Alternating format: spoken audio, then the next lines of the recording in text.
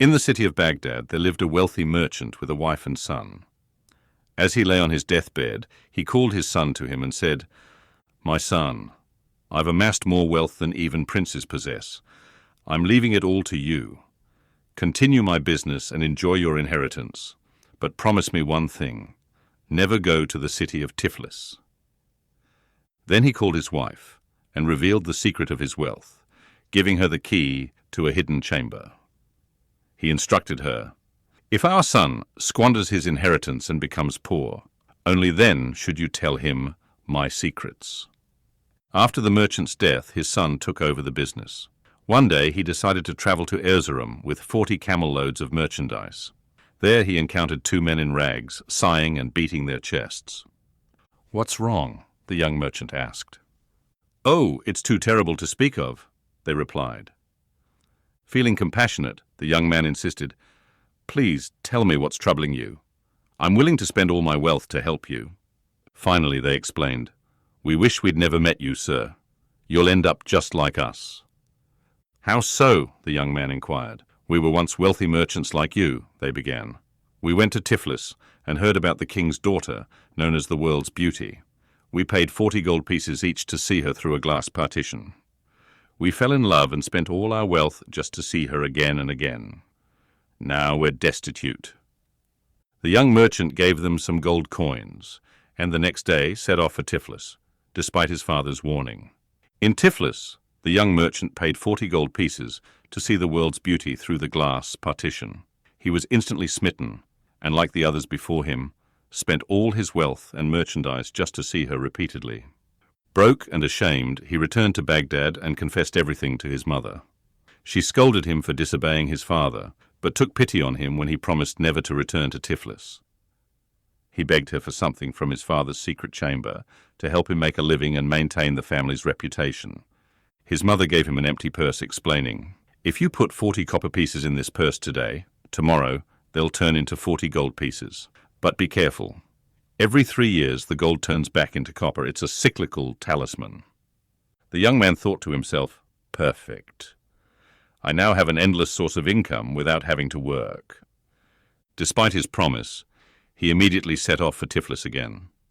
He paid 40 gold pieces daily to see the world's beauty, and his money never ran out. Intrigued, the princess invited him to a banquet, planning to rob him. "I love you so much," she said sweetly. "I'll marry you if you tell me the secret of your wealth." Falling for her trick, the young man showed her the magic purse. The princess then drugged him with poisoned wine, stole the purse, and had him thrown out. Devastated, he returned to Baghdad and begged his mother for another chance, promising once again never to return to Tiflis. His mother, unable to resist her son's pleas, gave him a cap from the secret chamber. "This is a magic cap," she explained. "When you wear it, you can see others without being seen yourself." Excited by this new power, the young man immediately forgot his promise and rushed back to Tiflis. He entered the princess's house unseen and watched her to his heart's content.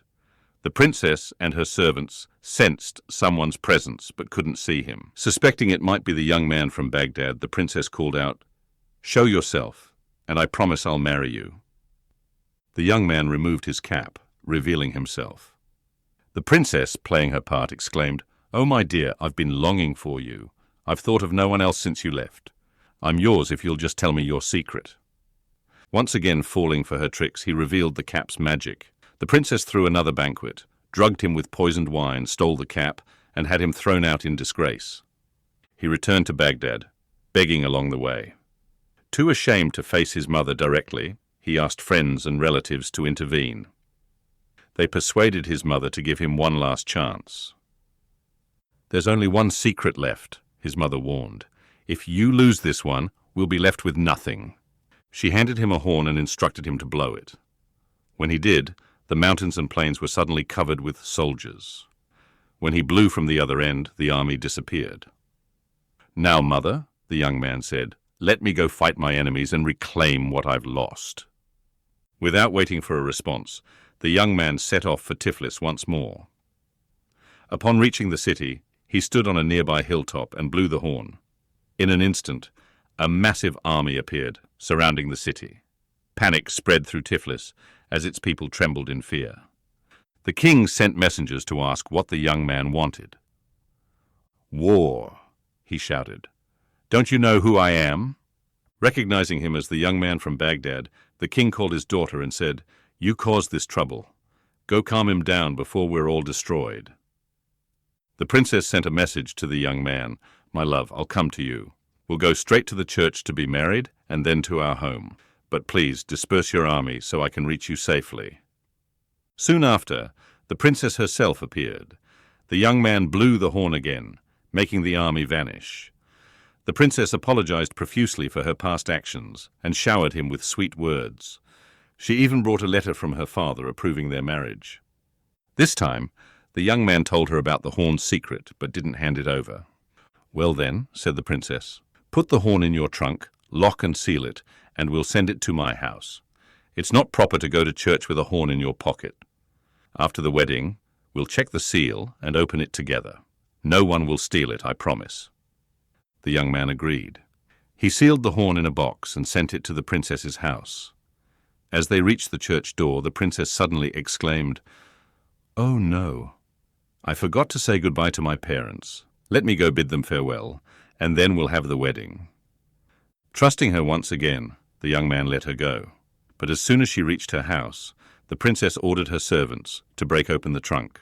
She retrieved the horn and sent word to have the young man expelled from the city in disgrace. Now completely destitute and hopeless, the young man decided to leave his homeland behind. "I'll go to the ends of the earth," he thought, "where no one knows me." He found work as a servant on a ship, but soon after they set sail, a terrible storm wrecked the vessel. The young man clung to a piece of driftwood and was washed up on an uninhabited island. Surviving on wild berries, he one day discovered 2 apple trees growing side by side. One tree bore normal-sized apples, while the other had fruits as large as a man's head. Tempted by their appearance, he ate one of the large apples. To his horror, he immediately transformed into a donkey, complete with a tail and long ears. Though he retained his human consciousness, he now grazed on all 4s like an animal. Some time later, while grazing near the apple trees, he ate one of the smaller apples that had fallen to the ground. Instantly, he returned to his human form. This could be useful, he thought, and gathered many apples of both kinds. Eventually, he spotted a ship in the distance. He signaled for help, and the sailors rescued him, taking him back to Tiflis out of pity. Back in Tiflis, the young man disguised himself as a peddler and went to sell his large apples near the princess's house. Intrigued by the unusual fruit, the princess bought 2 for 20 gold pieces. She and her 40 maids each ate a slice, and suddenly they all transformed into donkeys, braying as they ran around the yard. The king and his advisers were shocked and distressed by this strange occurrence. The young man, now disguised as a foreign doctor called Dr. Karabobo, arrived at the palace. After all other doctors and mystics failed to cure the princess and her maids, the king summoned Dr. Karabobo. "I can transform these donkeys back into humans," he said to the king, "but on 2 conditions. First, you must give me your daughter's hand in marriage. Second, you must give me whatever else I desire." The king agreed, and the deal was written down and sealed by the king and his 12 advisers.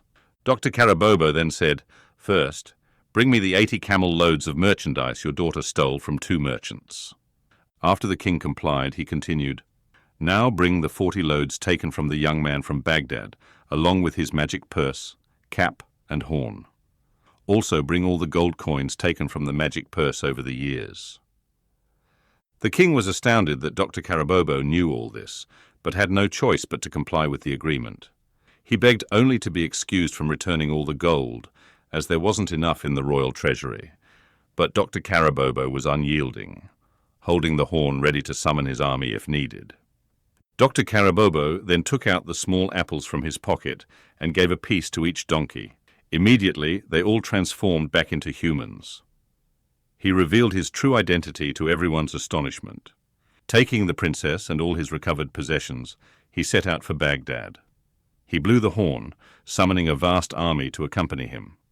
On the way, he stopped in Erzerum to find the 2 ex-merchants and returned their property to them. Finally arriving in Baghdad with great pomp, he said to his mother, who had come to meet him, "Mother, here are all my possessions, and here is the princess who caused me so much trouble. I had to become a donkey to learn how to deal with her, and she had to become one to stop being deceitful. She's human again now and promises to be an obedient daughter-in-law." The princess respectfully kissed the old woman's hands as a sign of her submission. "We'll celebrate our wedding for 40 days, the young man announced, "and then we'll be married in the church." And so they did, with the young man having learned valuable lessons about trust, perseverance, and the dangers of ignoring good advice. The princess, too, had learned the consequences of her deceit and cruelty. Together they began a new life, wiser from their experiences.